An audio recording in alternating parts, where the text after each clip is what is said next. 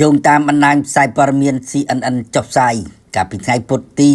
13ឧសភាបានដឹងថាកងឆ្មាំបដិវត្តអ៊ីស្លាមអ៊ីរ៉ង់នៃរបបសាធារណរដ្ឋអ៊ីស្លាមអ៊ីរ៉ង់បានដាក់ពង្រាយបន្ថែមទៀតទូកលបឿនលឿនគឺទូកយូធីដែលបំពាក់ដោយកាំភ្លើងយន្តដល់ទៅ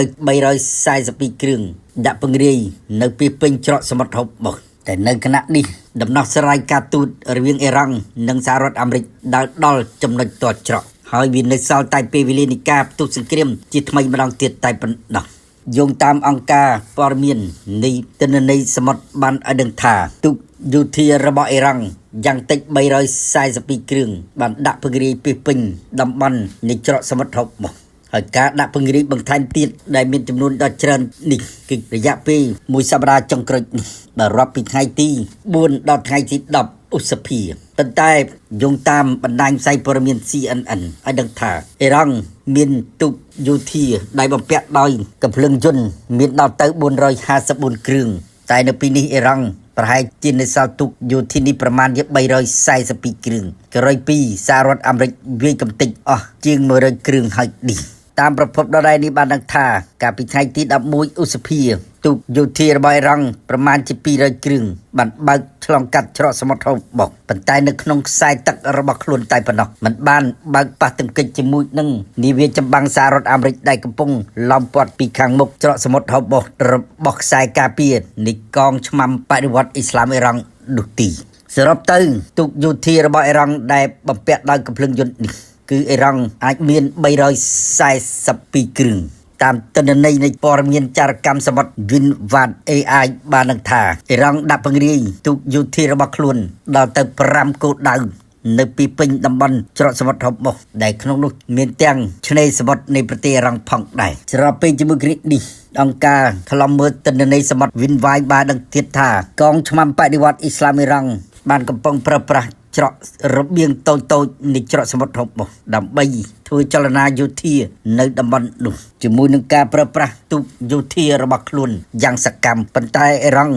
មិនបានបើកការវាយប្រាណាមួយប៉ះទង្គិចជាមួយនឹងនាវាចម្បាំងសហរដ្ឋអាមេរិកនោះទេទូកយោធារបស់អ៊ីរ៉ង់នេះវាមានអានុភាពខ្លាំងផងដែរព្រោះតែវាបំពាក់ដោយកាំភ្លើងយន្តហើយខ្លះទៀតអាចបំពាក់ដោយគ្រាប់រ៉ុកែតទៀតផងវាអាចបាញ់ឆេះកប៉ាល់ទាំងឡាយណាដែលប្រឈមមុខនឹងការប៉ះទង្គិចគ្នានេះបន្ទាប់មកទូកយោធារបស់អ៊ីរ៉ង់នេះធ្លាប់បានបាញ់ឆេះកប៉ាល់ដឹកប្រេងរបស់ប្រទេសមួយចំនួនរួចទៅហើយដោយប្រើប្រាស់រ៉ុកែតបាញ់ចេញពីទូកយោធារបស់ខ្លួននេះម៉ូហាម៉េតអាបាហ្សាដេនាយករងគោលនយោបាយនៃកងឆ្មាំបដិវត្តអ៊ីស្លាមអ៊ីរ៉ង់ដែលស្រង់មកចុះផ្សាយដោយទីភ្នាក់ងារសារព័ត៌មានផ្លូវការរបស់អ៊ីរ៉ង់ឲ្យដឹងថាកាលពីថ្ងៃទី12ឧសភាទូកយោធារបស់ខ្លួនបានធ្វើចលនា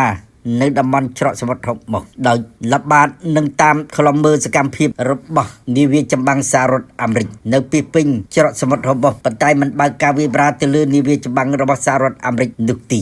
ជាមួយគ្នានេះមានសេចក្តីរាយការណ៍មកថាសហរដ្ឋអាមេរិកបានបញ្ចេញយន្តហោះ F-35A មួយគ្រឿងបើកការហោះហើរលើច្រកសមុទ្រហូបូសជាមួយនឹងការដៃអមដោយ drone ស៊ើបការ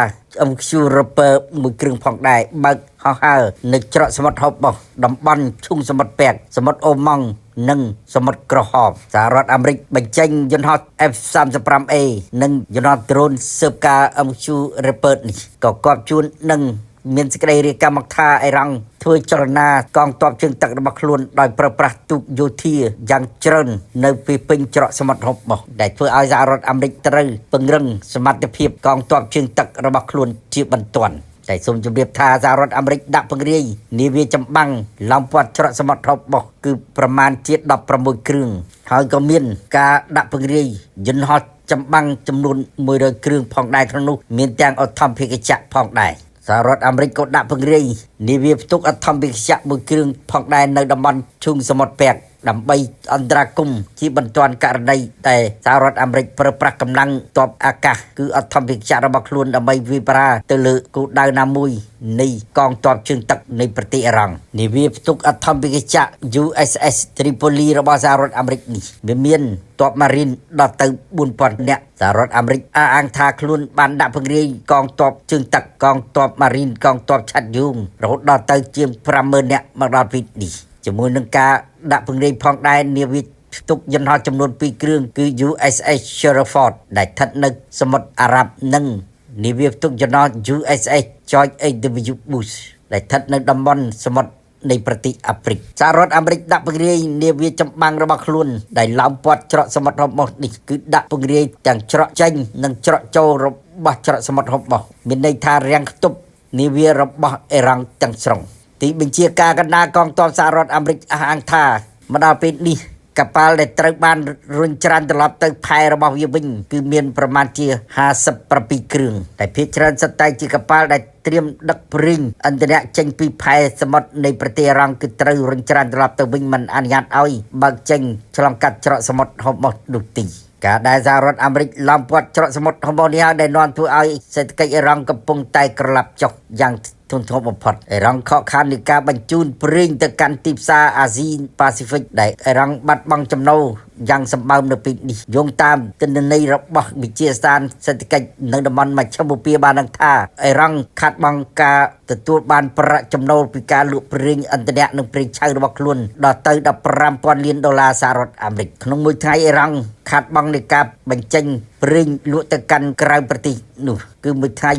$270 លានសហរដ្ឋអាមេរិកចាប់តាំងពីសង្គ្រាមផ្ទុះឡើងរវាងសហរដ្ឋអាមេរិកនិងអ៊ីស្រាអែលរួមដៃគ្នាវាយប្រហារទៅលើអ៊ីរ៉ង់នៅថ្ងៃទី28 កុម្ភៈមកនោះអ៊ីរ៉ង់បាត់បង់ប្រាក់ចំណូលដល់ទៅជាង$300,000 លានសហរដ្ឋអាមេរិកឥឡូវនេះអ៊ីរ៉ង់កំពុងតែរៀបចំដើម្បីបញ្ជូនកប៉ាល់របស់ខ្លួនចេញទៅតំបន់អាស៊ីប៉ាស៊ីហ្វិកគឺមិនអនុវត្តតាមច្រកសមុទ្រហុបម៉ូសនោះទីអ៊ីរ៉ង់កំពុងតែព្យាយាមជ្រើសរើសច្រកសមុទ្រផ្សេងទៀតដែលក្នុងនោះអ៊ីរ៉ង់កំពុងតែសម្លឹងនៃការបញ្ជូនកប៉ាល់របស់ខ្លួនទៅសមុទ្រកាហ្វៀននិងប្រើប្រាស់ផ្លូវគោកផងដែរបើអាចធ្វើទៅបានប៉ុន្តែអ្នកជំនាញព្រមានថាទោះបីជាអ៊ីរ៉ង់ប្រើប្រាស់កិច្ចចេញពីច្រកសមុទ្រហុបម៉ូសហើយបើកវាងចូលទៅសមុទ្រកាហ្វៀនក៏មិនអាចជៀសផុតនឹងការតាមប្រម៉ាញ់ដោយយន្តហោះចម្បាំងឬក៏អធិបតេយ្យរបស់សហរដ្ឋអាមេរិកតាមប្រម៉ាញ់ចាប់រឹបអូសនោះទីចំណែកអ៊ីរ៉ង់ដែលព្យាយាមថានឹងប្រើប្រាស់ផ្លូវគោកដើម្បីដឹកប្រេងឥន្ធនៈឆ្លងកាត់ប្រទេសជិតខាងរបស់ខ្លួនទៅកាន់ប្រទេសចិនឬតំបន់អាស៊ីប៉ាស៊ីហ្វិកនោះក៏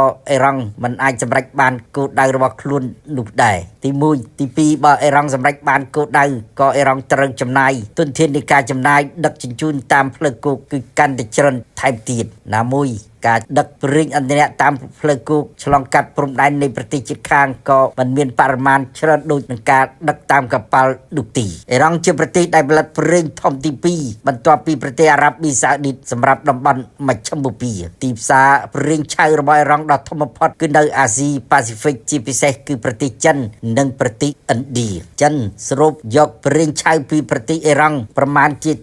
80%ក្រៅពីនោះគឺប្រទេសឥណ្ឌាប្រទេសកូរ៉េខាងត្បូងប្រទេសអូស្ត្រាលីប្រទេសតំបន់អាស៊ីអាគ្នេយ៍អ្នកជំនាញព្រមានថាអ៊ីរ៉ង់អាចនឹងប្រើប្រាស់មធ្យោបាយនៃការបាញ់ប្រាទៅលើនាវាចម្បាំងសហរដ្ឋអាមេរិកប្រសិនបើសង្គ្រាមសមុទ្រផ្ទុះឡើងជាថ្មីម្ដងទៀតនោះអ៊ីរ៉ង់នឹងប្រើប្រាស់ទូកយោធារបស់ខ្លួនបំពាក់ដោយកម្លាំងយន្តនេះយ៉ាងសកម្មបំផុតប៉ុន្តែទូកយោធារបស់អ៊ីរ៉ង់នេះនឹងងាយត្រូវបានកំទេចដោយការបាញ់រ៉ុកែតចេញពីអធិបតេយ្យឬក៏ទម្លាក់គ្រាប់បែកចេញពីយន្តហោះចម្បាំងរបស់សហរដ្ឋអាមេរិកអ៊ីរ៉ង់មិនអាចទប់ទល់នឹងកម្លាំងវាយបុកដោយកងនាវាចម្បាំងកងអធិបតេយ្យនិងកងយន្តហោះចម្បាំងសហរដ្ឋអាមេរិកបាននោះទេបើអ៊ីរ៉ង់សម្រេចធ្វើសង្គ្រាមសមុទ្រករណីសំណុំរឿងច្រកសមុទ្រហុបម៉ូសជាមួយនឹងសហរដ្ឋអាមេរិក